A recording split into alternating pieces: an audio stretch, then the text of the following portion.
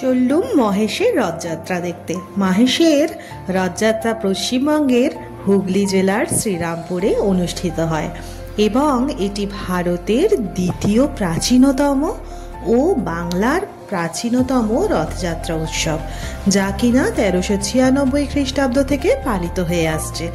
এই উৎসবের ইতিহাস মূলত ধ্রুবানন্দ ব্রহ্মচারী এবং জগন্নাথ দেবের মন্দিরের প্রতিষ্ঠাকে ঘিরেই আবর্তিত।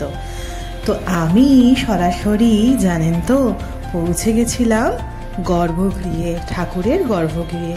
যখন আমি পৌঁছই তখন গর্ভগৃহের পরিষ্কারের কাজ চলছিল, তাই ওনারা বললেন একটু বাইরে অপেক্ষা করুন, তারপরে আসতে পারবেন। যেই না বাইরে বেরোলাম, কি দেখলাম জানেন, ঠাকুরের জন্য খুব সুন্দর করে জিলিপি, অমৃতি, তার সাথে গজা খাজা দিয়ে তত্ত্ব সাজানো রয়েছে।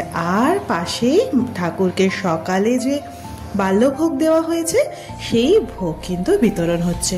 বহু মানুষের সমাগম ছিল, অনেক দূর দূরান্ত থেকে মানুষ এসেছিল এই মহেশের রথযাত্রা দেখবেন বলেন এবং উপভোগ করবে বলে। তো এখানে কিন্তু আজকে একটা প্রোগ্রামও হবে। কি সুন্দর আলপনা দেওয়া রয়েছে, তাই না? এই হলো মহেশের গেট আর মহেশের